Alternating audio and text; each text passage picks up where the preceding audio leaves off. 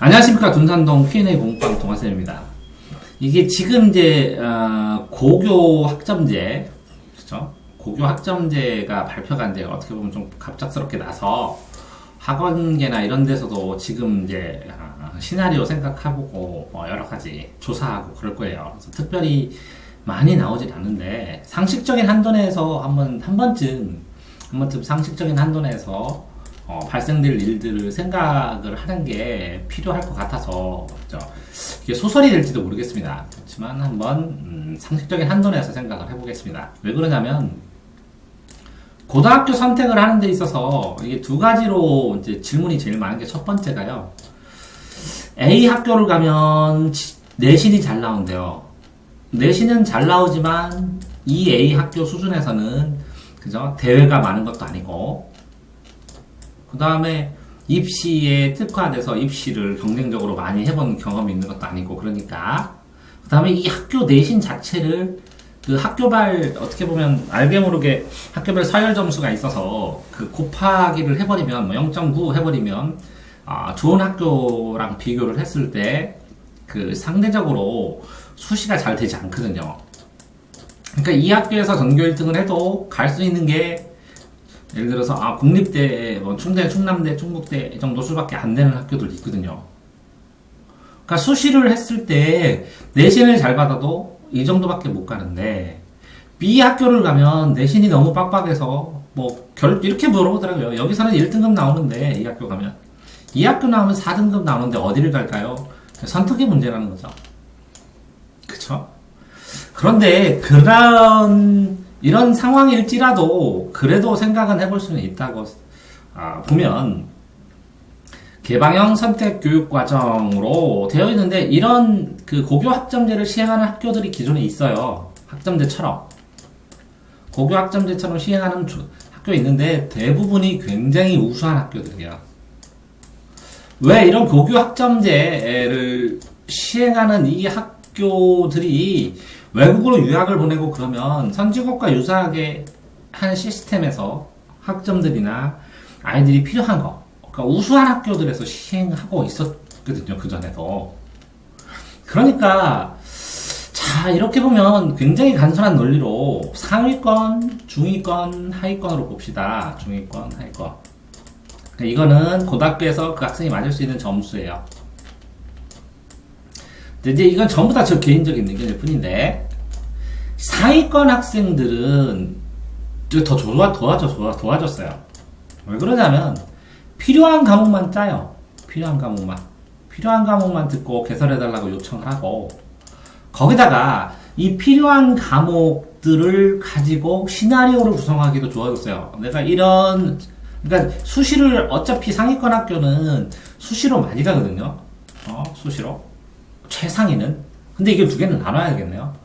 최상위는 수시로 많이 가고, 보통 다른 수기는 내신으로 많이 가요. 근데 그렇다고 치더라도 둘 다 이 아이들이 수시를 할 때 있어서 시나리오를 작성하고, 내가 이 학과를 원하기 때문에 이런 학점을 땄고, 이렇게 그것들이 이제 눈앞에 이렇게 쪼로록 정리가 되니까, 첫 번째 조건은 아이들이 어느 정도 기본 실력이 있어서 수학이라든가 선행이라든가 이런 것도 정리가 되어 있는 상태에서 수업 자체도 굉장히 심화로 할 수 있다는 거죠. 수학 학점제를 하는데 고급 수학반을 개설해서 수능의 마지막 30번 문제를 풀 수 있도록 이렇게 심화 수업이 가능하니까 굉장히 좋아졌다는 거예요. 왜 그러냐면 학점을 따면서 이 학점을 개설하는 교수의 자율성을 선생님의 자율성을 인정해준다면 굉장히 심화 수업을 하더라도 상관없거든요. 교과 수준을 벗어나서도. 그런 상황이 되니까 이 선행하고 심화하고 시나리오를 짜고 수시를 만들어주고 하는 노하우가 있는 학교들은 굉장히 더 유리해지고 고급 수업을 더 해나갈 수 있으니까, 되게 유명한 전국권 학교나 사립거나, 그죠? 아니면 좋은 학교에서는 이거 건전하게 실행을 하고 한번 해보겠다고 하겠죠. 또 하위권도 좀 좋아져요. 왜 그러냐면 이 상위 심화 수학을 개설하면 하위 수학도 개설을 하니까 하나도 듣지 못했다가 이게 하위 수학, 중등도 하는 기본 수학, 뭐 이렇게 고등 기본 수학 이런 식으로 설강을 해가지고 수학인데 개성 있게 설강을 하면 하위권도 들을 게 하나도 없다가 들을 만한 것들이 생기니까 두 개는 더 좋아졌다고 할 수 있어요. 그 다음에 어차피 포기한 애들은 그냥 자기가 듣고 싶은 기본 점수를 해서 수학 기본 듣고 영어국어 기본 듣고 나머지들은 재밌는 수업들을 그냥 찾아가지고 들으면 그쵸? 오히려 이렇게 재밌는 수업을 들으면서 화이팅을 해서 전문대나 사전제에 수시로 쓰면 되니까 이 학생들도 좋아졌다고 봐요. 저는.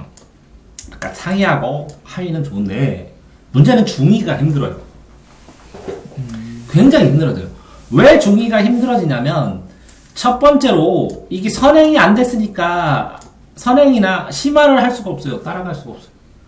그 다음에 이 수업을 테마 수업으로 그걸 따라서 하다가 보니까 이거 어쨌든 그 내신 관리를 나중에 이 고교 학점제를 어떤 식으로 성적 평가를 할지 대학에 달려있지만 내신 따기도 힘든데 그 내신 따기 힘든 거 뿐만 아니라 이게 학점을 해나가서 내가 부족한 부분도 있지만 골고루 수업을 받아야 되는 이런 애들은 근데 수능에서 내가 필요한 과목을 설강을 학교에서 안 해버리면 혼자 해야 되니까 더 힘들어지죠. 거기다가 이 중위권 학생들이 이렇게 상위권은 스펙 관리를 잘해요. 이게 정해져 있고 대학도 하위권은 나오는 대로 가면 돼요. 근데 중위는 내가 정해져 있는데 그걸 못 가는 유형도 있지만 정할 수가 없어요. 그거를 하면 이것저것 쫓아가고 이것저것. 그러니까 정해진 데는 이렇게 스펙 관리를 하고 멘토가 있고 뭐 그러면 일사불란하게 딱딱딱딱 학점을 선택해 나가면서 필요한 것들을 보충하고 그러는데 중위권 학생들은 일사불란하게 스펙 관리를 못할 가능성이 크거든요. 그러면 힘들겠죠. 자, 그 다음 세 번째. 이 중위권 학생은, 상위권 학생은 이렇게 만들고 이렇게 변형시키더라도 충분히 따라가는데, 기본 능력이 있으니까 중위권 학생은 이 고교 학점대에서 어떤 걸 선택하느냐에 따라서 어떤 거는 쫓아가지 못하는 거예요, 자기가. 그죠? 네. 쫓아가지 못하면, 기본적으로 학교에서 한 것들이 수능을, 그럼 중위권 학생이, 내신은 좀 그래도 망가졌지만, 수능을 노릴 수 있어야 되는데, 수능으로 해나가는 상황으로, 요 학점제에서 수능 중심으로만 설강을 해줄 거는 또 만무하거든요. 그러니까 일반적으로 봤을 때 고교 학점제에서, 학생 선택을 중심으로 얘기하는 거예요. 왜 그러냐면, 고교 학점제를 할 때, 학교 측면에서는, 그죠? 이게 상위권 학생을 선두로 해갖고 나중에 샘플이 맞으면 다른 데로 번지는 건 순식간이거든요, 학교에서는. 그래서 순식간에 번질 거고, 두 번째로 대학 측면에서는 어떻게 뭐 학교에서 시행하는 걸 보고, 그걸 보고 대학이 마음에 드는 대로 나름대로 자신들의 기준 만들고, 정부에서 요구하고 그러면 그거 포함해갖고 보완될 수 있는 기준, 면접이나 이렇게 플러스 알파 해버린다니까 아무 상관 없어요. 근데 세 번째로, 이 전국에를 선도하는, 학교들을 선도하는 자사고나 아니면 전국고 고등학교나 이런 애들은 순식간에 대학처럼 운영하라도 할 수 있으니까 아무 상관이 없어요.